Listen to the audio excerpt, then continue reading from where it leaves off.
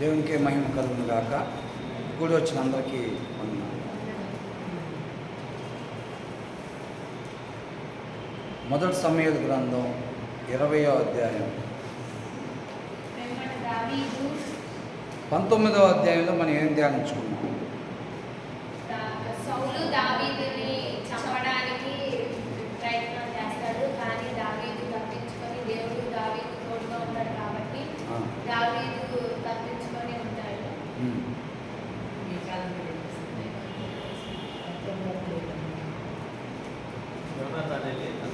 మాట్లాడతాడు దావీదు గురించి. మాట్లాడినప్పుడు ఎటువంటి తప్పు లేదు కదా అన్నప్పుడు మరలా తీసుకొచ్చినప్పుడు దురాత్మ సౌలుకు వచ్చినప్పుడు మరలా దావీదు చంపడానికి ఇచ్చేస్తాడు. ఇంతలో తన కుమార్తె కూడా చంపడానికి వెళ్ళినప్పుడు తన కుమార్తె బయటలు కావాలి. తర్వాత అయిపోయిందా?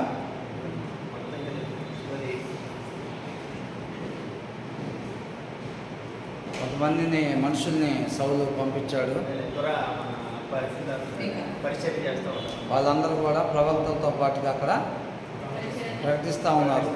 3 సార్లుగా మనుషులను పంపించినప్పుడు వాళ్ళందరూ కూడా అక్కడికి వెళ్ళి దేవుని ఆత్మ వాళ్ళ మీదకి రావటం వల్ల ప్రకటిస్తూ ఉన్నారు. తర్వాత స్వయంగా సౌలే అక్కడికి వెళ్తాడు. సౌలు కూడా అదే రీతిగా అక్కడ ప్రకటిస్తూ ఉన్నాడు, దేవుని మాటను ప్రవచిస్తూ ఉన్నాడు. అంతేనా?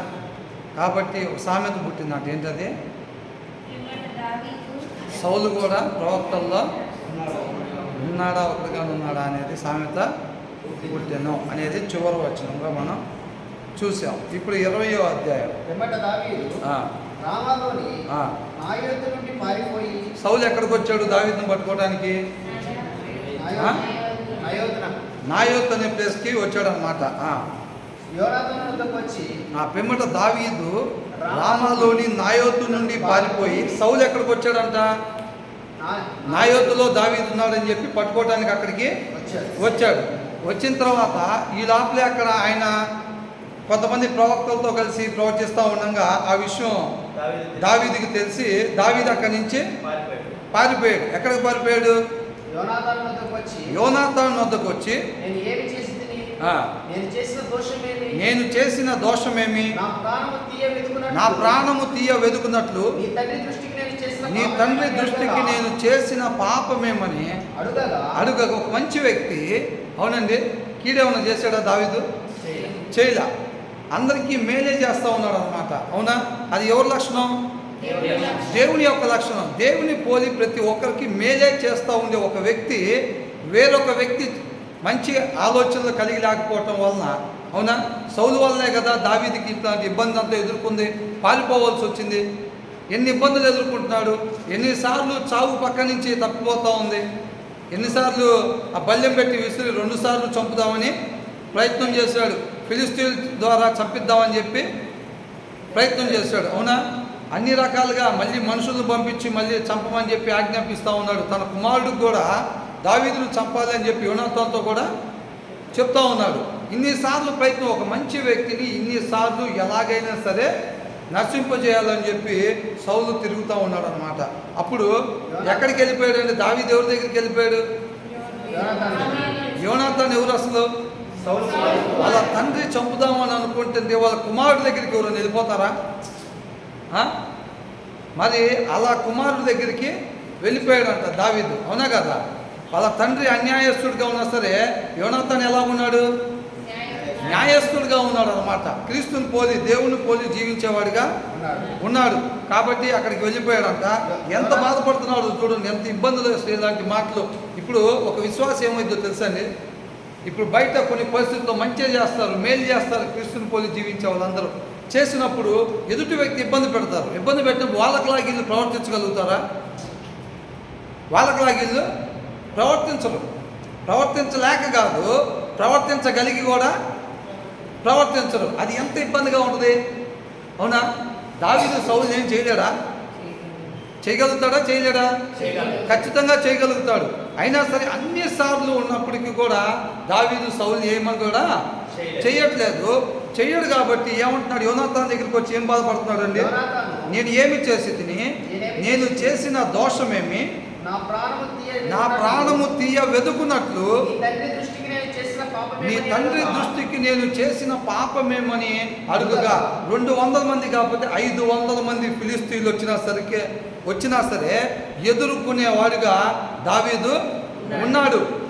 అంత పెద్ద గొలియాతును సైతం ప్రతి ఒక్కళ్ళు సౌలు రాజు సైతం భయపడిపోయిన వ్యక్తి మీదకి ఎలాగెళ్ళంట ఎదురుగా పరిగెత్తుకుంటూ వెళ్ళి సంహరించగలిగిన ధైర్యం కలిగినోడు. అవునా? అలాంటోడు సౌలు పద్దాకులు ఎంబడబడుతూ ఉంటే అతను ఏమీ చేయటానికి ఇష్టపడక యోనాతాన్ దగ్గరికి వచ్చి తన బాధను చెప్పుకున్నాడు. చెప్పుకుంటూ ఉన్నాడు అనమాట. యోనాతాను ఆ మాట విన్నప్పుడు నీవెన్నటికి నీ అనుకొనవద్దు, నీవు చావు. యోనాతాన్తో ఆ మాట అన్నప్పుడు అంత ఏమంటున్నాడు యోనాతాను? ఆ మాట నీవెన్నటికి నీ అనుకొనవద్దు, ఆ మాట నీవెన్నటికి అనుకొనవద్దు, నీవు చావు నాకు తెలియజేయకుండా నా తండ్రి చిన్న కార్యమే గాని పెద్ద కార్యమే గాని చేయడు. నా తండ్రి ఇదెందుకు నాకు మరుగు చేయననగా ఏమంటున్నాడు దావీదు మహారాజు వచ్చి, నీ తండ్రి నన్ను చంపాల్సినంత కీడు నేను మీ తండ్రికి ఏం చేశాను అని చెప్పి దావీదు వచ్చి తన కుమారుని అడుగుతున్నాడు యోనాతాన్ని. అప్పుడు యోనాతాన్ ఏమంటున్నాడు? అసలు నీకు అలా జరగదు, నువ్వేమీ అట్లా ఆలోచన చేసుకోబాకు, నా తండ్రి నిన్నెందుకు చంపుతాడు, ఒకవేళ చంపుదామని అనుకున్నా ఏ చిన్న కార్యమే కానీ పెద్ద కార్యమే కానీ మా తండ్రి నాకు చెప్పకుండా ఏమీ చెయ్యడు, నీకు అసలు అట్లా జరగదు, నువ్వేమట్లా ఆలోచన చేసుకోబాకు అని అంటా ఉన్నాడు. అప్పుడేమంటున్నాడు? నేను నీ దృష్టికి అనుకూలనను సంగతి నీ తండ్రి రూఢిగా తెలుసుకొని యోనాతానునకు చింత కలుగుటకై ఇది అతనికి తెలుపననుకొనుచున్నాడు. అంటే ఏమనుకుంటున్నాడంట సౌలు? అంటే దావీదానికి యోనాతానికి ఇష్టమా కాదా? చాలా ఇష్టం. ఎందుకని? వాళ్ళిద్దరు ఏక మనసు కలిగి ఉన్నారు. ఎలా వచ్చింది వాళ్ళకి అది? వాళ్ళిద్దరు కూడా ఒకటే వాక్యాన్ని అనుసరించే వాళ్ళంతా ఏకభావం ఏక మనసు కలిగి ఉంటారు, ఒకటే ఆలోచన కలిగి ఉంటారు, వాక్యాన్ని అనుసరించేవారు కాబట్టి. అవునా?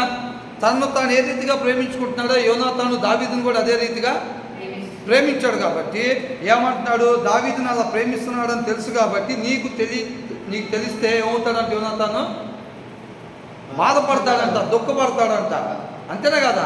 తన స్నేహితుడిగా ప్రేమించే వ్యక్తిని దావీదును చంపితే నేను యోనాతాను ఆ విషయం చెప్పినప్పుడు బాధపడతాడని చెప్పి దుఃఖపడతాడని చెప్పి నీకు తెలియకుండా ఆ కార్యం వరకు చేద్దామని మీ నాన్న ఆలోచన చేసుకున్నాడు అని అంటున్నాడు. అయితే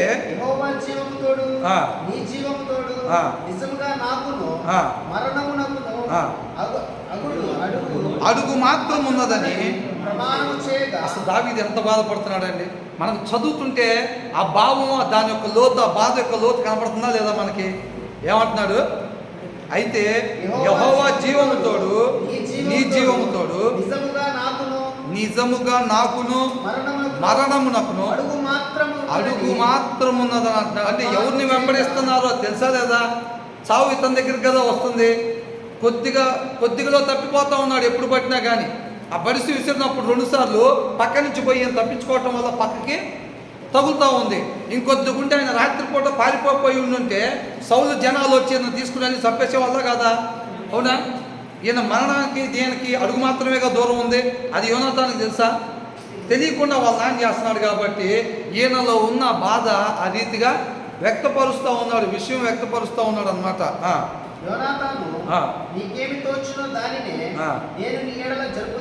ఏమంటున్నాడు? వాళ్ళిద్దరు ప్రాణ స్నేహితులు కాబట్టి ఎప్పుడైతే దావీదు ఆ రీతిగా చెప్పాడో తన స్నేహితుడిగా దాన్ని అర్థం చేసుకొని ఏమంటున్నాడు? నేను ఏది చెయ్యాలని నువ్వు ఇష్టపడుతూ ఉన్నావో నీ దృష్టిలో నేను ఖచ్చితంగా అదే నేను నీకు చేస్తాను అని అంటాడు. నీ తండ్రి కాబట్టి నువ్వు ఆయనకి ఫేవర్గా ఉండటం కాదు, నేనేం చేయాలి, నువ్వు న్యాయస్తుడివి కాబట్టి నువ్వు నా నుంచి ఏం ఆశిస్తున్నావో నేను తప్పనిసరిగా అది నీకు చేసి పెడతాను అని అంటున్నాడు. అందుకు దావీదు రేపటి దినము అమావాస్య, అప్పుడు నేను తప్పక రాజుతో కూడా కూర్చుండి భోజనం దావీదు మహారాజు ఏంటంట? దావీదు ఏం చేస్తాడంట? సైన్యాధిపతిగా చేశాడు కదా, రాజుతో పాటు కలిసి భోజనం చేయాలన్నమాట. అర్థమవుతుందండి? ఇప్పుడు రాజు ఆపోజిట్గా ఎవరు కూర్చుంటారు? వాళ్ళ అబ్బాయి యోనాతాను కూర్చుంటాడు. రాజు పక్కన ఎవరు కూర్చుంటారంట? అబ్నేరు కూర్చుంటాడంట. అబ్నేరు అంటే ఎవరు? సౌలుకి రైట్ హ్యాండ్. అవునా? తర్వాత ఇటువైపు ఎవరు కూర్చోవాలి? దావీదు కూర్చోవాలి. కానీ దావీదు స్థానం అంటే ఎలా ఉందంట? ఖాళీగా ఉండిందట అన్నాడా? రేపు దినము అమావాస్య, అప్పుడు నేను తప్పక రాజుతో కూడా కూర్చుని భోజనము చేయవలను. అయితే ఎల్లుండి సాయంత్రం వరకు చేనిలో తాగుటకు నాకు సెలవు. ఏంటంట అక్కడ చేనిలో అంట దాక్కోవటానికి ఎల్లుండి సాయంత్రం దాకా నాకు సమయం. అంటే నేనేం చేయాలని నువ్వు ఆశపడుతున్నావో దావీదు, నేను అది నీకు చేసి పెడతాను, నన్ను నమ్మని యోనాతాను చెప్తా ఉన్నాడు. అప్పుడు చెప్తున్నాడు అనమాట, రేపు అమావాస్య కాబట్టి నేను రాజుతో పాటు కూర్చొని భోజనం చేయాలి కాబట్టి నాకు అప్పటి వరకు ఎల్లుండి సాయంత్రం వరకు ఈ చేనులో ఉండడానికి నాకు అవకాశం ఇవ్వు అని అడుగుతా ఉన్నాడు. ఇంతలో నీ తండ్రి నేను లేకపోవడం కనుగొనగా ఈ మాట చెప్పవలెను. దావీదు ఇంటి వారికి ఏటేటా బలి చెల్లించు మర్యాద కద్దు. కాబట్టి అతను బెత్లెహేమును తన పట్టణంలోకి పోవాలని నన్ను బ్రతిమలాడి నా యొద్దకు సెలవు పుచ్చుకొనెను. ఏంటంట ఏమని చెప్పాలంటే యోనాతాను, నేను అక్కడ లేకపోవటం ఖాళీగా చూస్తాడు కదా సౌలు, చూసి అడుగుతాడు దావీదు ఎక్కడికి వెళ్ళాడు అని అడుగుతాడు. వాళ్ళకి ప్రతి సంవత్సరం బలి ఇచ్చే అలవాటు ఉంది కాబట్టి వాళ్ళ సహోదరులు పిలిచారు ఎన్ని బలి ఇచ్చడానికి రమ్మని చెప్పి, కాబట్టి నా దగ్గర సెలవు పుచ్చుకొని ఆయన అక్కడికి వెళ్ళాడని నువ్వు చెప్పు మీ నాన్నతో అని అంటున్నాడు. అతడు మంచిదని సెలవిచ్చిన ఎడల నీ దాసుడైన నాకు క్షేమమే కలుగును.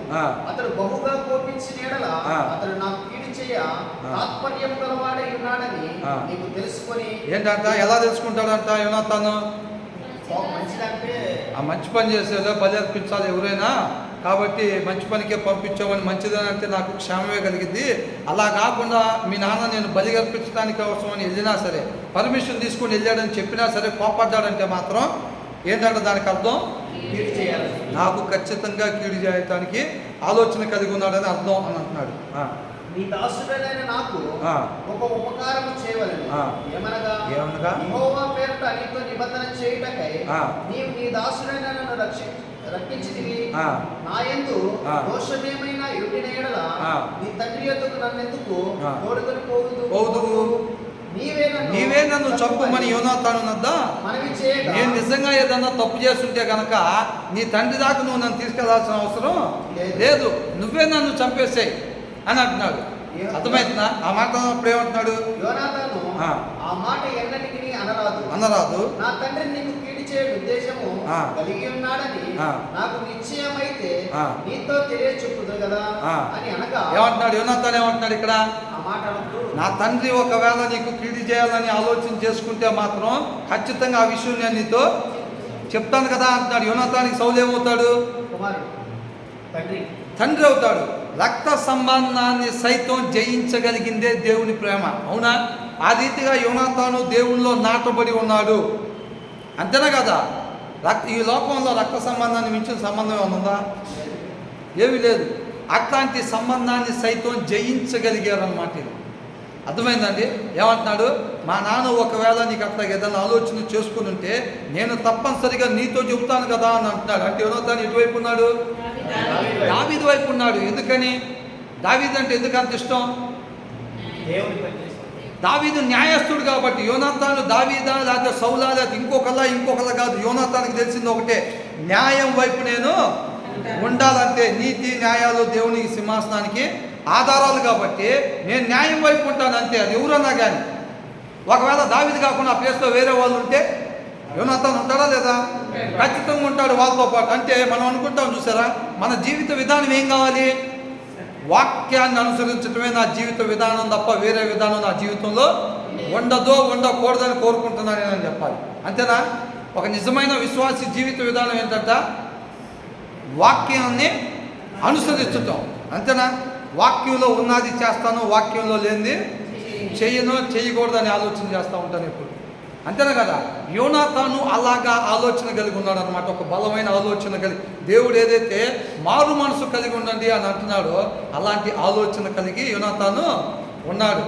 దాని ముందు రక్త సంబంధమైన ఏ సంబంధమైనా సరే లేదు. ఒకవేళ యోనాతాను సౌలు వైపు ఉంటే అసలు సౌలు వైపు ఉంటే అనుసరించట్లేదు. అది న్యాయమా అన్యాయమా? అన్యాయం. అది యోనాతాను కూడా అన్యాయస్తుడే అవుతాడు. అవునా కదా? కాబట్టి యోనాతానికి తెలిసింది ఒకటే, న్యాయం వైపు నేను ఉండాలి. కాబట్టి నేను నీతో చెప్తాను కదా నేను అని అంటున్నాడు. దావీదు ఆ.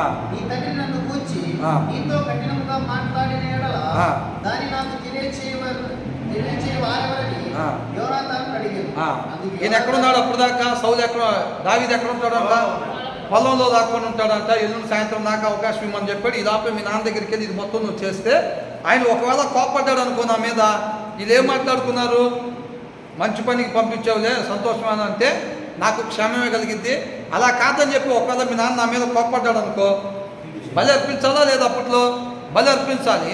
అది కూడా వాళ్ళ దగ్గర పనిచేసేటప్పుడు వాళ్ళ పర్మిషన్ తీసుకుని ఆయన సెలవు పుచ్చుకొని వెళ్ళాడు అని చెప్పిన తర్వాత కూడా మీ నాన్న ఒకవేళ కోప్పడితే కనుక ఖచ్చితంగా నాకు కీడు చేయాలనే ఆలోచన మీ నాన్న కలిగి ఉన్నాడని అర్థము. ఒకవేళ అలాంటి ఆలోచన కలిగి ఉంటే నాకెవరు చెప్తారు? ఆ విషయం ఎవరు తెలియపరుస్తారో అని అడుగుతున్నాడు. అవునా? అందుకు యోనాతాను పొలంలోనికి వెళ్ళుటకు రమ్మనగా ఇద్దరు పొలంలోనికి పోయింది. అప్పుడు యోనాతాను ఇశ్రాయేలులకు దేవుడైన యెహోవా సాక్షి. ఎవరంట సాక్షి? యెహోవా. అంతే. యోనాతానికి తెలిసింది ఒకటే, ఏంటది? నాకు ఈ మాట చదవగానే ఒకటి గుర్తొచ్చింది. అబ్రహామేనా వాళ్ళ కుమారుడికి వివాహం సంబంధాన్ని తీసుకున్నామని పంపించేది? అవునా? ఎవరిని తీసుకురావాలో చెప్పి పంపిస్తాడా ఎలియాజర్కి? ఏమంటాడు? నా కుమారుడికి అయితే నువ్వు కోడల్ని భార్యను తీసుకురావాల్సిందే, కానీ పలానా వాళ్ళని తీసుకురా, పలానా వాళ్ళని తీసుకురా అని చెప్పాడా? చెప్పలేదు. మరి నేను ఎవరిని తీసుకురావాలంటే ఏం చెప్పాడు? నన్ను మా ఊరి దగ్గర నుంచి పిలిచి నాకు తోడుగా ఉండి నడిపిస్తున్న దేవుడు నీకు ముందు తోడుగా కంపల్సరీగా నడిచి నువ్వు ఎవరిని తీసుకురావాలో ఆయనే చూపిస్తాడు. నాకంత మాత్రం తెలుసు అని అంటున్నాడు. ఏమంటున్నాడు? ఖచ్చితంగా నువ్వు నా కుమారుడికి భార్య నువ్వు తీసుకుని వస్తావంటే నాకు ముందుగా నడిపించిన దేవుడు నీకు కూడా ముందుగా నడిపించి ఆ కార్యం జరిగిస్తాడు. అంతేనా కదా? అట్లా నమ్ముతున్నాడు అంట. ఇక్కడేంటంట?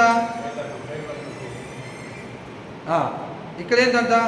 యోనాతాను అంటున్నాడు ఇశ్రాయేలీయులకు దేవుడైన యెహోవా సాక్షి, రేపైనను ఎల్లుండైనను ఈ వేళప్పుడు నా తండ్రిని శోధించును. అప్పుడు దావీదు నాకు క్షేమము ఉందని నేను తెలుసుకొని ఎడల ఒకవేళ నీకు క్షేమమే, మా నాన్న మంచిదేలే, మంచి పనే చేసావని అంతే కనుక నీకు క్షేమమే కాబట్టి నేను నీకు చెప్పకుండా ఉంటాను అన్నమాట అని అంటున్నాడు.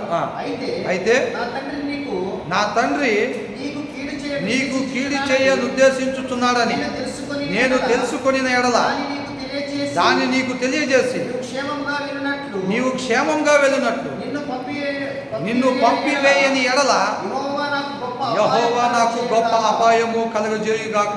ఏమంటున్నారండి?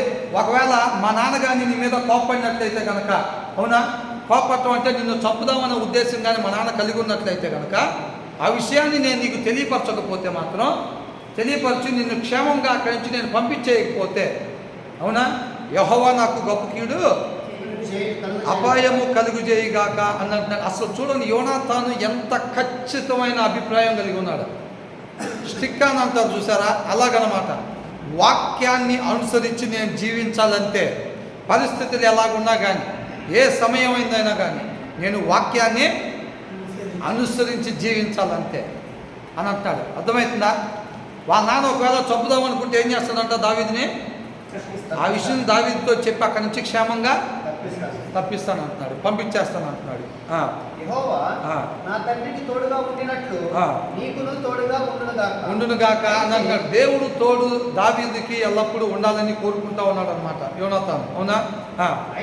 అయితే నేను బ్రతికి ఉండిన ఎడల నేను చావకుండా యెహోవా దయ చూపినట్లుగా నీవు నాకు దయ చూపకపోయిన ఎడలనేమి నేను చనిపోయిన ఎడల యెహోవా దావీదు శత్రువులను ఒకడైనా భూమి మీద నిలవకుండా నిర్మూలము చేసిన తర్వాత నీవు నా సంతతి వారికి దయ చూపకపోయిన ఎడలనేమి యెహోవా నిన్ను ఏమంటున్నాడు? యెహోవా మా తండ్రికి తోడుగా ఉన్నట్టు నీకు కూడా తోడుగా ఉండను కాక అంటున్నాడు. ఇప్పుడు నీ అన్ని చేస్తున్నట్టుగా యోనాతానుతో చెప్తున్నాడు. ఆ సౌలు చెప్పట్లేదు కాబట్టి ఏమంటున్నాడు? మా నాన్న తోడే ఉన్నట్టు నీకు కూడా తోడుగా ఉండను కాక. దేవుడు ఎప్పుడు నీకు తోడుగా ఉండాలని కోరుకుంటా ఉన్నాడు.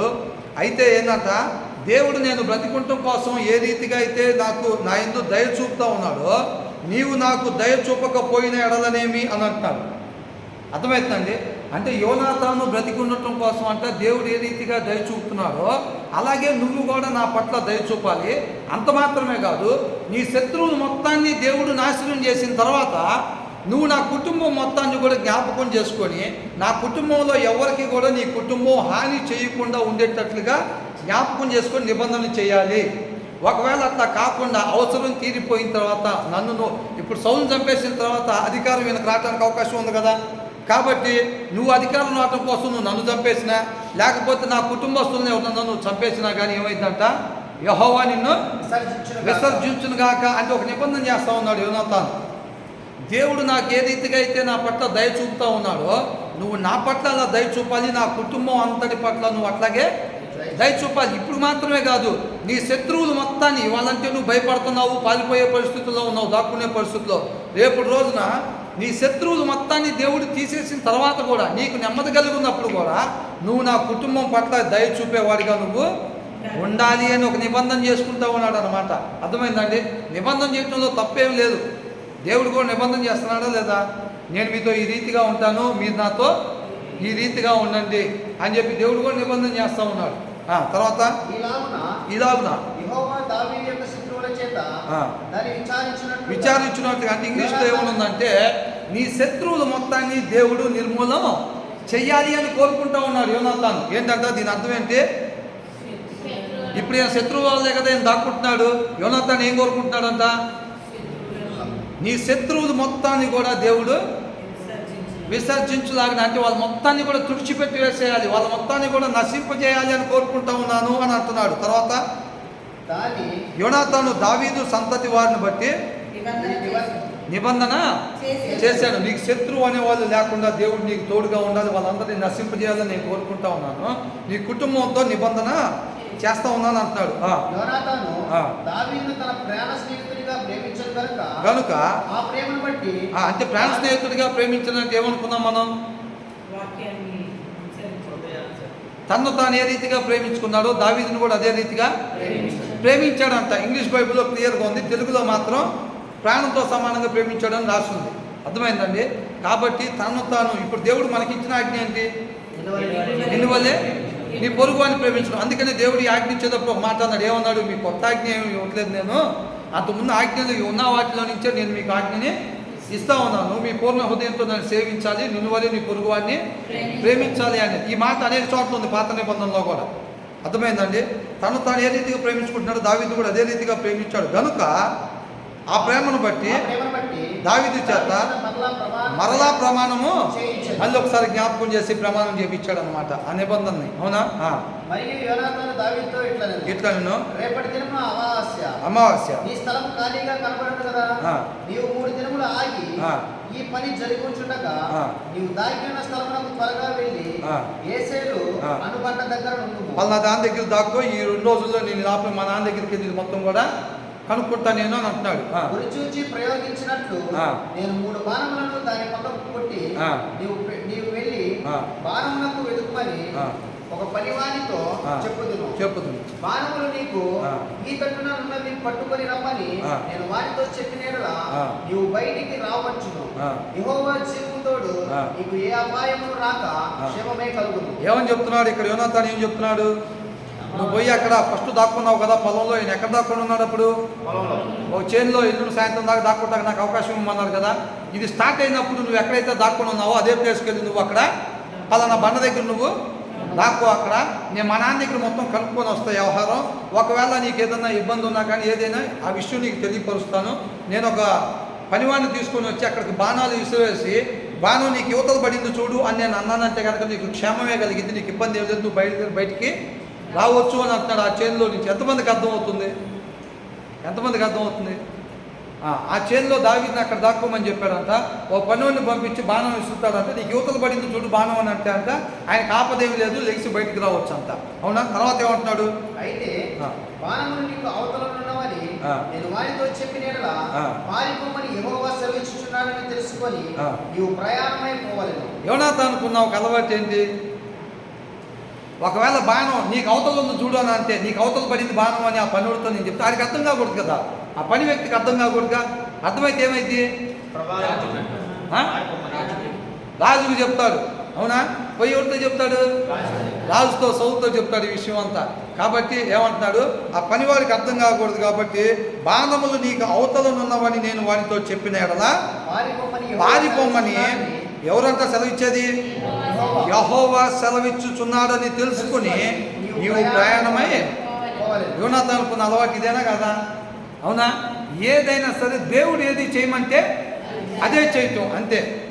వీళ్ళు పెట్టుకున్నారు, ఒకటి పెట్టుకుంటారు, మనం వెళ్ళి అలా కనపడదాము, వాళ్ళు ఒకవేళ మనల్ని పిలిచారనుకో దేవుడు వాళ్ళు మనకు అప్పగిస్తాడని చెప్పి దేవుడు సైన్గా మనం దాన్ని తీసుకుందాము అని పెట్టుకున్నాడు. ఇప్పుడు కూడా ఏమంటున్నాడు?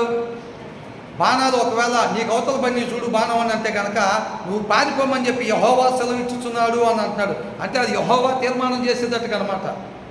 ఇప్పుడు ఎలియాజరు కూడా అక్కడికి వెళ్ళి ఏమని ప్రార్థన చేశాడు? నాకు నీళ్ళు ఇమ్మని చెప్పి నేను ఈ బావి దగ్గర అడిగినప్పుడు నీకు మాత్రమే కాదు నీ ఒంటెలకు కూడా నేను నీళ్ళు ఇస్తానని ఎవరైతే అంటారో దేవుడు వాళ్ళనే నాకు చూపించినట్టుగా నా యజమానునికి, అవునా అని చెప్పి ఆయన ఒక మాటగా పెట్టుకున్నాడు. పెట్టుకున్నప్పుడు ఫస్ట్ ఎవరు వచ్చారు? ఇస్సాకు భార్య పేరేంటి అంటే అన్ని వివరంగా అడగాలి. ఫస్ట్ ఎవరు వచ్చారు? రిబ్కా వచ్చింది. ఏమడిగాడు ఆయన? మంచినీళ్ళు ఇవ్వమన్నాడు. ఆమె ఏం చెప్పింది? నీకే కాదు నీ ఒంట్లకు కూడా ఇస్తానని చెప్పి నీళ్ళు అనింది. అప్పుడు ఎలియాజరు ఏం చేశాడు? అప్పుడు ఎలియాజరు ఏం చేశాడు? అప్పుడు యెహోవాకి కృతజ్ఞతాస్తుతులు చెల్లించాడు. ముందు ప్రార్థన చేశాడు, అవునా? ఎవరినో చూపించమని చెప్పి దేవుడికి ప్రార్థన చేసుకున్నాడు. ప్రార్థన చేసుకున్న తర్వాత ఫస్ట్ అమ్మాయి వచ్చింది. ఆమె ఆ మాట అడగంగానే నీకే కాదు నీ ఒంటికి కూడా నీళ్ళు ఇస్తాను ఆ మాట పలకంగానే ఆయన ఏం చేస్తాడు? దేవుడికి కృతజ్ఞతాస్తుతులు. కొంతమంది మేలు పొందుకొని మొత్తం ఎంజాయ్ చేసిన తర్వాత ఎప్పుడో ప్రాబ్లం వచ్చిన తర్వాత ప్రార్థన పెట్టుకుంటారు. ఇప్పుడు ప్రమోషన్ వచ్చినప్పుడు ప్రార్థన, ప్రాబ్లం అయిన తర్వాత ఉద్యోగం పోయి తట్టుకుందంటే ఏందో అటు ఇటు ఉందంటే మా అబ్బాయి ఉద్యోగం ప్రార్థన పెట్టుకుంటున్నాం అంటే ఎప్పుడు పెట్టుకోవాలి ప్రార్థన? ఎలియాజరు అదేనా చెప్పింది? అది ఎప్పుడైతే ఆయనకి కావాల్సిన పని దేవుడు చూపించాడు ఇమ్మీడియట్గా కృతజ్ఞతాస్తుతులు చెల్లించాలి. అప్పుడే మనకు కావాల్సిన అవసరతలు దేవుడు తీర్చేవాడికి ఉంటాడు. కోరికలు కాకుండా అవసరతలు తీర్చేవాడికి ఉంటాడు. ఇక్కడ ఏమన్నాడు? యెహోవా సెలవిచ్చుచున్నాడని తెలుసుకుని నీవు ప్రయాణమే పోవలెను. అయితే మాట్లాడిన సంగతి జ్ఞాపకం చేసుకొనుము. నీకును నాకును సర్వకాలము యెహోవాయే సాక్షి. ఇద్దరు ఒక నిబంధన చేసుకున్నారు కదా, అవునా? యోనాతాను దానికి జ్ఞాపకం చేస్తున్నాడు మళ్ళీ ఒకసారి. ఎందుకంటే ఇప్పుడు అక్కడి నుంచి బయలుదేరి వెళ్ళిపోతాడు. ఇంకా అక్కడి నుంచి బయలుదేరి వెళ్ళిపోతే ఒకవేళ వాళ్ళ నాన్న మీద పాపంగా ఉన్నాడంటే ఇలా కలవటానికి అవకాశం ఉండొచ్చు, ఉండకపోవచ్చు. అందుకని 1-2 సార్లు ఆ నిబంధన గురించి జ్ఞాపకం చేస్తున్నాడు. ఆ నిబంధన మధ్యలో సాక్షిగా ఎవరిని పెట్టారు? దేవుణ్ణే సాక్షిగా పెట్టారు అనమాట. అర్థమవుతుందా? మాట మార్చడానికి ఏం లేదు. కాబట్టి అంటున్నాడు మరొకసారి నిబంధన జ్ఞాపకం చేసి నీకును నాకును సర్వకాలం యెహోవాయే సాక్షి. కాబట్టి అమావాస్య వచ్చినప్పుడు రాజు భోజనం చేయకూర్చునగా దావీదు పొలంలో ఏం చేస్తాడట? దాక్కున్నాడు. మునుపటి వలెనే అమావాస్య వచ్చినప్పుడు రాజు భోజనము చేయకూర్చుండగా మునుపటి వలెనే రాజు గోడ దగ్గర ఉన్న స్థలమందు తన ఆసనం మీద కూర్చొని ఉండేను. యోనాతాను లేవగా అబ్నేరు సౌలు నద్ద కూర్చుండెను. యోనాతాను అబ్నేరు ఎక్కడ కూర్చున్నాడంట? సౌలు దగ్గర కూర్చున్నాడంట. అయితే దావీదు స్థలం ఖాళీగా ఉండెను. దావీదు స్థలం ఎలా ఉందంట? ఇది ముందే మాట్లాడుకున్నదే ఇదంతా. ఇది ముందే మాట్లాడుకున్నది ఇది మొత్తం. అయినను ఏదో ఒకటి సంభవించినందున అతడు అపవిత్రుడై ఉండునేమో. అతడు అపవిత్రుడై ఉండుట అవశ్యమని సౌలు అనుకొని ఆ దినమున ఏమీయో అనలేదు. సౌలు చూశాడంట దావీదు ప్లేస్ ఖాళీగా ఉంటాం చూశాడంట. చూసేమనుకున్నాడంట? ఆయన ఏమన్నా అపవిత్రుడై ఉన్నాడేమో, లేదని ఇబ్బంది కలిగిందేమో, అందుకని ఆయన భోజనానికి రాలేదనుకుంటే ఇవ్వాలని చెప్పి ఆయన ఏం అనలేదంట. ఎవరిని ఏం అడగలేదు, సైలెంట్గా భోజనం చేసి వెళ్ళిపోయాడంట. అయితే అమావాస్య పోయిన మరునాడు అనగా రెండవ దినమున దావీదు స్థలములో ఎవడునూ లేకపోవుట చూచి సౌలు ఇలా అంటున్నాడు అనమాట. నేడును యెష్షయి కుమారుడు భోజనమునకు రాకపోవుట ఏమని చెప్పగా యోనాతాను అడిగాడంట వాళ్ళ నాన్న, ఏంటి నిన్న ఇవాళ భోజనానికి రాలేదు అని.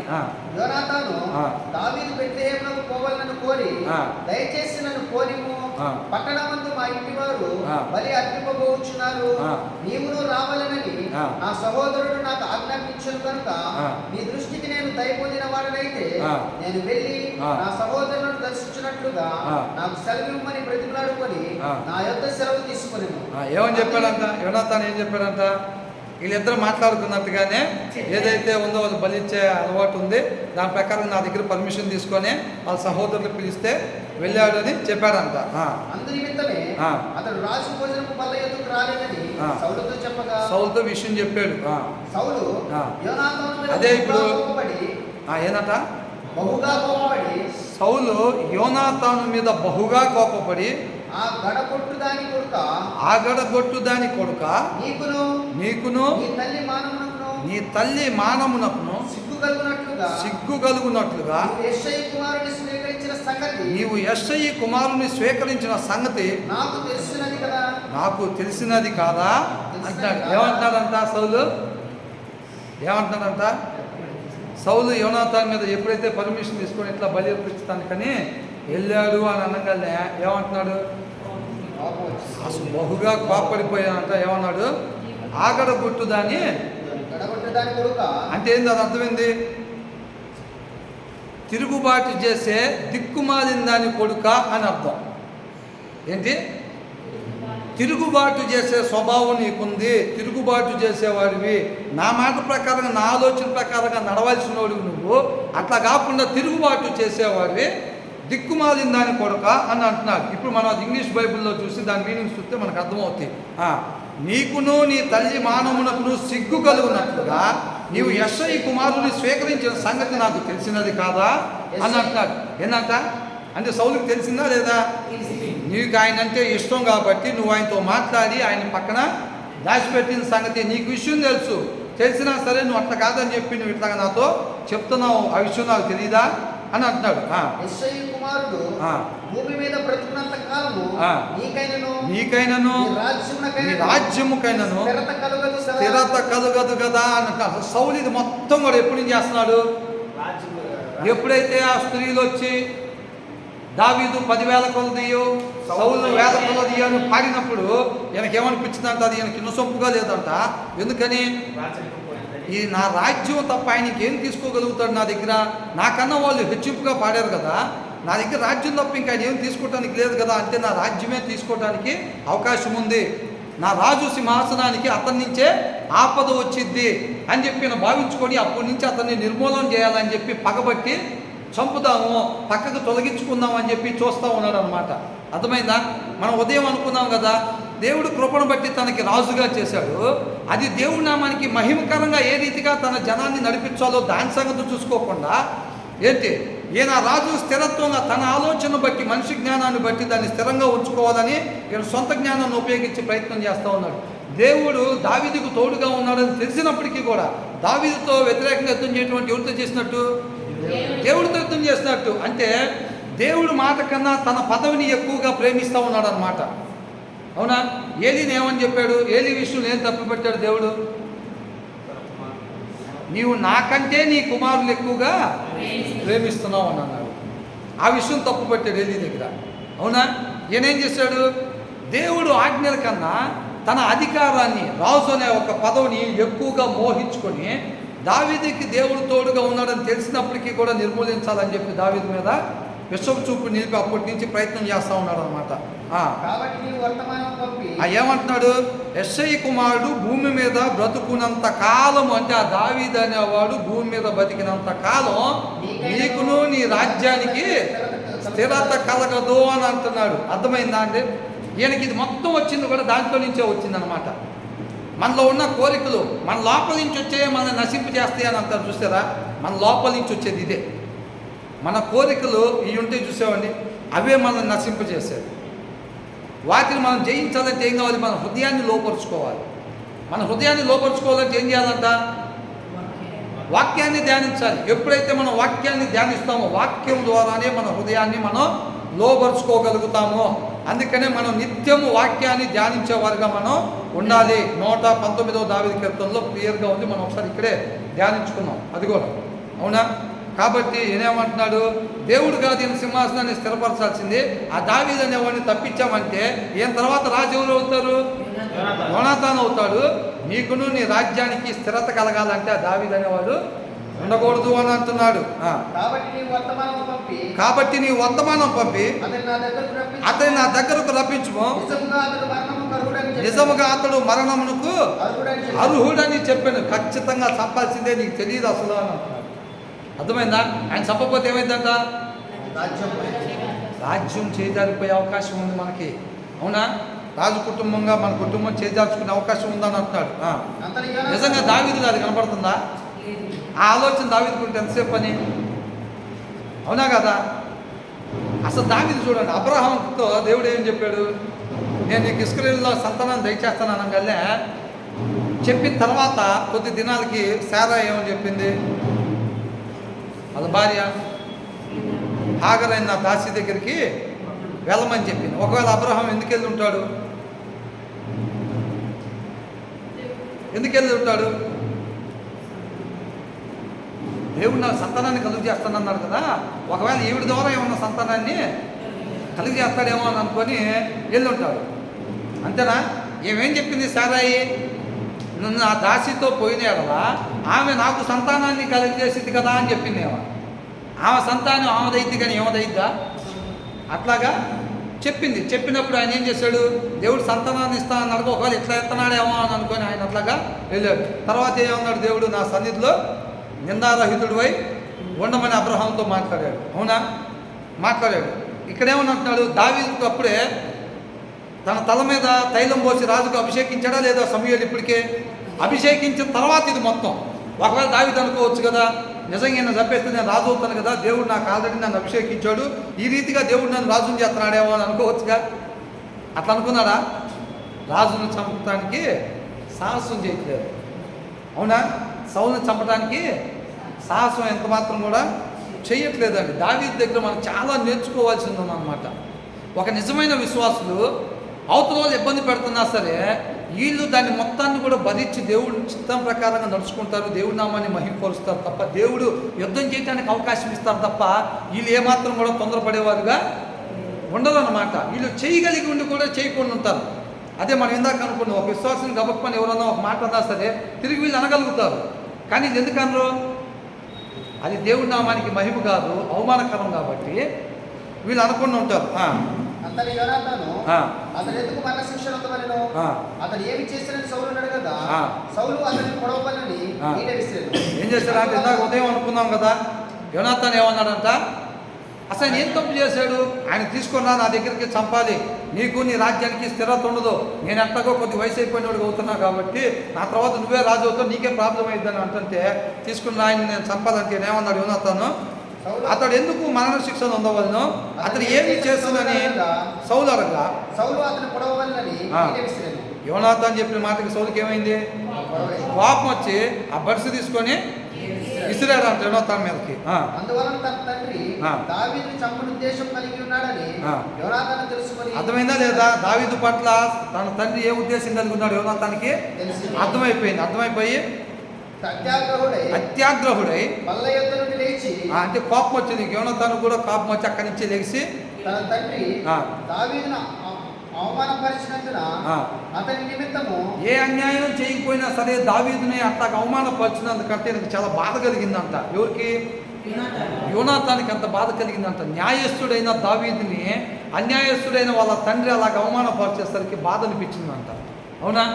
ఎదుటి వారికి అట్లా కలిగినప్పుడు మనకు కూడా అట్లా కలగాలి. అది ఎవరి లక్షణం? అది దేవుని లక్షణం. అది ఆయనతో అంటు కట్టబడి ఉంటే మనకి కలిగే గొప్ప భాగ్యం అదంతా. ఆయన గుణలక్షణాలు మనలో రావటం అంటే సామాన్య విషయమా? సామాన్య విషయం కాదు.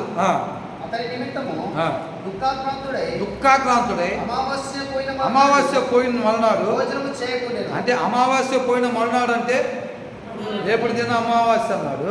ఆ ఫస్ట్ రోజు నేను భోజనానికి రాలేదు. అమావాస్య పోయిన మరునాడు అంటే తర్వాత రోజు అంటే ఇది ఈ డిస్కషన్ అంతా జరిగిన రోజు. ఎప్పుడైతే వాళ్ళ నాన్న అట్లా అన్నాడో భోజనం చేయకుండా అక్కడి నుంచి లెగిసిపోయాడు. ఉదయమున ఆ. యోనాతాను దావీదుతో నిర్ణయం చేసుకొని వేలకు ఒక పనివారిని పిలుచుకొని పొలంలోనికి పోయాను. నీవు పరిగెత్తుకొని పోయి చెప్పాడు కదా, ఒకవేళ మా నాన్న ఇట్లా చేస్తే పనివాడిని తీసుకొని వచ్చి ఇట్లా నీకు తెలియపరుస్తుందని చెప్పాడు కదా, అందుకు తీసుకొని పొలంలో పోయాడంట. నీవు పరిగెత్తుకొని పోయి నేను 1000 బాణములను వెతుకుమని ఆ పనివారితో అతడు చెప్పగా వాడు పరిగెత్తుచున్నప్పుడు అతడు ఒక బాణం వానికి అవతలకు వేసాడు. వాని అవతలకు వేసాను. అయితే వాడు యోనాతాను వేసిన బాణం ఉన్న చోటకు వచ్చినప్పుడు యోనాతాను వాని వెనుక నుండి కేకవేసి బాణము నీ అవతల ఉన్నదని చెప్పి ఏమని చెప్పాడంట? బాణము నీ అవతల ఉన్నది అంటే బాణం నీకు యువతలు వేస్తే కనుక నీకు క్షేమం కలిగింది, నీకు ఇబ్బంది ఏం లేదు, నువ్వు బయటకు లేచి రమ్మని అర్థం. ఒకవేళ బాణం నీకు అవతల ఉంది చూడు అని అంటే కనుక నువ్వు పారిపోమని చెప్పి యెహోవానికి సెలవిస్తా ఉన్నాడని చెప్పి దేవుడి మాటగా దాన్ని తీసుకుందామని మాట్లాడుకున్నారు కదా. ఏమని చెప్పాడంట అతనితో?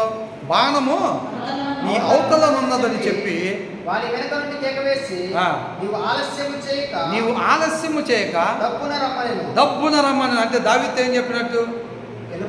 దబ్బున పారిపోమని చెప్పినట్టు, అంతేనా కదా? యోనాతాను పనివాడు బాణములను కూర్చుకొని తన యజమానుని యొద్దకు వాటిని తీసుకుని వచ్చిన గాని సంగతి ఏమీ వానికి తెలియకుండెను. అవును, వీళ్ళిద్దరికే తెలుసు కదా, ఆ వ్యక్తికి తెలియదు కదా. ఆ తర్వాత ఏమంటున్నాడు? తన ఆయుధములను వానికి చేతికిచ్చి చూసారండి. ఆ వ్యక్తి ఉన్నారు కదండి, వచ్చిన అతను ఈ బాణాలు తీసుకొని నువ్వు సిటీలో పోదా నేను వస్తున్నానని చెప్పాడు. చెప్పగానే ఆ వ్యక్తి ఆ బాణాలు తీసుకొని వెళ్ళిపోయాడు. వాడు వెళ్ళిపోయిన వెంటనే దావీదు దక్షిణపు దిక్కు నుండి బయటికి వచ్చి 3 మార్లు సాష్టాంగ నమస్కారం చేసిన తరువాత ఏం చేశాడంట? దావీదు అంతా బయటకు వచ్చి 3 సార్లు సాష్టాంగ నమస్కారం. అక్కడ యోనాతాను ఉంటే యోనాతాన్ దగ్గరికి వెళ్ళే లోపలే 3 సార్లు సాష్టాంగ నమస్కారం చేశాడంట యోనాతాన్కి. అవునా? చేసిన తరువాత వారు ఒకరినొకరు ముద్దు పెట్టుకొని ఏడ్చుచుండేది. ఇద్దరంట ఒకరినొకరు పట్టుకొని ముద్దు పెట్టుకొని ఏడుస్తూ ఉన్నారంట. అర్థమవుతుందండి? ఎందుకని? అసలు తను ఎంత బాధపడుతూ ఉన్నాడు. మరణంకి దావీదుకంట ఎంత దూరం ఉందంట? 1 అడుగు మాత్రం దూరం ఉందంట. అవునా? ఒక న్యాయస్తుడికి చూసాడు ఎలాంటి పరిస్థితి వచ్చిందో. నేను ఇంత బాగుంటున్నాను, ఏ తప్పు చేసి అయినా నన్ను ఇట్లా అంటున్నారు, ఇక మీద ఇక నేనేమి ప్రార్థనకు బాను పాటలు బాను, ఇక నేను కూడా విచ్చలవిడిగా తిరుగుతాననే వాళ్ళు లేరా? నేను కూడా నా ఇష్టం వచ్చినట్టు ఉంటాను. నేను దేవుడు నమ్ముకున్నా కానీ అన్నీ నాకు నిందలు అవమానాలు ఇబ్బందులు ఎదురవుతున్నాయి. ఓర్పు ఉండాలా లేదా? ఓర్పు లేకపోతే నిత్య జీవం వచ్చిద్దా? రాదు. కాబట్టి ఏమంటున్నట్టు 3 సార్లు సాష్టాంగ నమస్కారం చేసిన తర్వాత అంట వాళ్ళు ఒకరినొకరు ముద్దు పెట్టుకుంటూ ఏడ్చుచుండేది. ఆ భావం అర్థమవుతుందా చదువుతుంటే? అవునా? అసలు వాళ్ళిద్దరు న్యాయస్తులుగా బయట చూడండి, ఆత్మీయులు అట్లా కలిసి ఉంటారు. వాక్యాన్ని అనుసరించిన వాళ్ళు, దేవుడి చేత పిలువబడ్డ వాళ్ళు బయట సహోదరులు కలిసి ఉంటాం ఎంత మనోహరం అని చెప్పి రాస్తుందా లేదా? ఇదే అది. వీళ్ళిద్దరూ న్యాయంగా ఉండేవాళ్ళు. దేవుడి మాట ఏదైతే ఉందో దాని ప్రకారంగానే మనం ఉందామని అనుకునేవాళ్ళు. మనలాంటి ఒకే ఒక జీవితం వాళ్ళు కూడా ఇస్తే దేవుడి నామాన్ని గొప్పగా మహింపరిచే సాక్షిపు జీవితాన్ని కలిగిన వాళ్ళు. అవునా కదా? మనం కేవలం స్టోరీ తెలుసుకోవటం కాకుండా వాళ్ళు ఏ రీతిగా దేవుడిని మహింపరిచారో వాళ్ళ జీవితాల ద్వారా మన జీవితం ద్వారా మనం కూడా దేవుడి నామాన్ని గొప్పగా మహింపరిచేవాడు కూడా. నిజంగా దావీదుని పిలుచుకొస్తే యోనాతాను వాళ్ళ నాన్న చంపేస్తాడు, యోనాతాను తర్వాత రాజు అవుతాడుగా, సుఖభోగాలు అనుభవించవచ్చుగా. యోనాతాను అది కోరుకున్నాడా? న్యాయంగా ఒక్కరోజు బతికినా సరే ఎలా ఉండాలనుకున్నాడు? న్యాయంగా ఉండాలి, దేవుడి నామాన్ని మహింపరిచేవాళ్ళగా ఉండాలి. యెషయా గ్రంథం 43:7 ప్రకారంగా ప్రతి మనిషి దేవుని యొక్క నిత్య మహిమ కొరకే నిర్మించబడ్డాడని ఉంది కదా. కాబట్టి ఆ వచ్చిన అవకాశాన్ని విడిచిపెట్టుకోకుండా తన కృపను బట్టి తన శక్తిని బట్టి దేవుడి నామాన్ని గొప్పగా మనం మహింపరిచే వరకు ఉండాలి. ఆ తర్వాత ఏమంటున్నాడు? ఇలాగుండగా దావీదు అంట మరింత బిగ్గరగా. అసలు ఇలాంటి సహోదరుడు దొరుకుతాడండి? యోనాతాను ఎట్లా అంటాడు? తన రక్త సంబంధి అయిన తన తండ్రిని సైతం విడిచిపెట్టి దావీదు మేలు కోరుకుని వచ్చి ఇంత సహాయం చేస్తూ ఉన్నాడనమాట. తన ప్రాణం తను ఏ రీతిగా ప్రేమించాడో దావీదుని కూడా అదే రీతిగా ప్రేమిస్తూ ఉన్నాడు. కేవలం మాటలో అయినా క్రియారూపకం కూడా అలాగే కనపరుస్తూ ఉన్నాడు అనమాట.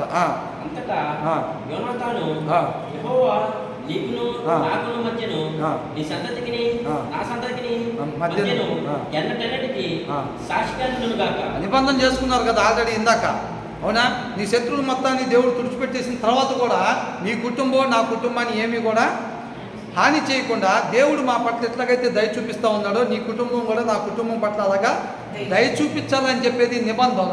ఆ నిబంధన మధ్యలో యెహోవానే సాక్షిగా పెట్టుకున్నారు కాబట్టి ఇంకా ఆయన అక్కడి నుంచి పంపించేసేటప్పుడు మరొకసారి ఆ నిబంధన జ్ఞాపకం చేశాడు అనమాట. మనమిద్దరము యెహోవాను బట్టి ప్రమాణం చేసుకొని ఉన్నాము కనుక మనసులో నెమ్మది కలిగి పొమ్మని మనస్సులో నెమ్మది కలిగి పొమ్మని దావీదుతో చెప్పగా దావీదు లేచి వెళ్ళిపోయాడు. దావీదు లేచి వెళ్ళిపోయాడు. యోనాతానును పట్టణమునకు తిరిగి వచ్చేసి చూసారండి. ఈ అధ్యాయం ఆరంభంలో మన సౌలు నాయోతు దగ్గరికి వెళ్ళినప్పుడు నాయోతు దగ్గర నుంచి పారిపోయి యోనాతాన్ దగ్గరికి వచ్చాడు. ఇప్పుడు మళ్ళీ యోనాతాన్ దగ్గర నుంచి దావీదు వెళ్ళిపోయాడు అనమాట. అవునా? వీళ్ళిద్దరి మధ్యలో ఉన్న అనుబంధం చూసారా? వాళ్ళ ఏకభావం. అప్పట్లో ఆ దినాల్లో అపోస్తులు కూడా ఇలాగే ఉన్నారంట. ఏక మనస్సు కలిగి ఏకభావం కలిగి ఉన్నారంట. ఈ దినాల్లో ఎందుకని ఉండలేకపోతున్నారు? మనం అందరం విశ్వాసమేగా. అవునా? మనం ఎందుకు ఏకాభిప్రాయం కలిగి ఉండలేకపోతున్నాం? వాక్యాన్ని ప్రతి ఒక్కరు కూడా ఎవరి మధ్యలో అయితే ఏక మనస్సు ఏకభావం కలగాలో అర్థమవుతుందండి. వాళ్ళందరూ కూడా వాక్యాన్ని అనుసరించినట్లయితేనే వాళ్ళ మధ్యలో ఏకభావం ఏక మనస్సు కలిగి ఉండిద్ది అనమాట. వీళ్ళిద్దరూ దేవుడి మాటను అనుసరించటమే మా జీవిత విధానం తప్ప వేరొక విధానం మా జీవితంలో వద్దు అని ఒక తీర్మానం. అంటే ఇక మీదట మా కొరకు మేము జీవించకుండా మా కొరకు చనిగిపోయి తిరిగి లేచిన ఆయన కొరకు మాత్రమే మేము జీవిస్తామని మనం ఎలాగైతే బాప్తిస్మ సమయంలో తీర్మానం తీసుకుంటామో ఇలా రీతిగా వాళ్ళ జీవితం ఎలా ఉండాలనేది ఒక తీర్మానం తీసుకొని ఆ ఏకాలోచన కలిగి దేవుడి నామని మహింపరిచే జీవితాలు వీళ్ళు జీవిస్తున్నట్టుగా మనం చూస్తూ ఉన్నాం. మనం సౌలులాగా ఉండకూడదు. యోనాతాన్ లాగా దావీదులాగా దేవుడి నామానికి మహిమకరంగా న్యాయవంతంగా మాత్రమే మనం ఉండాలని దేవుడు మహాకృపను బట్టి మనతో మాట్లాడుతూ ఉన్నాడు అనమాట. అంతేనా కదా? ఎంతమంది అలా ఉండాలని ఆలోచన కలిగి ఉన్నారు? అది మన వల్ల అయ్యే పనేనా? మన వల్ల అయ్యేది కాదు. మరి ఎవరి వల్ల అవుతుంది? దేవుడి వల్ల అయింది. కాబట్టి కానీ ఎంతమంది అలా ఉండాలని ఆశపడుతున్నాం? ఆశపడే ప్రాణాన్ని దేవుడు తృప్తిపరిచేవాడు కాబట్టి ఆయన కృపను ఆయన శక్తిని ఆశ్రయించినట్లయితే మనం ఏ రీతిగా ఉండాలని అనుకుంటున్నామో దేవుడు మహాకృపను బట్టి మనం ఆ రీతిగా వాక్యాన్ని అనుసరించేటట్టుగా దేవుడే నడిపించి నిత్యం మనం అందరం కూడా జీవించి ఉండేలాగా దేవుడే నడిపిస్తాడు. దేవునికే మహిమ కలుగును గాక. ఆమేన్. ప్రార్థన చేసుకుందాం.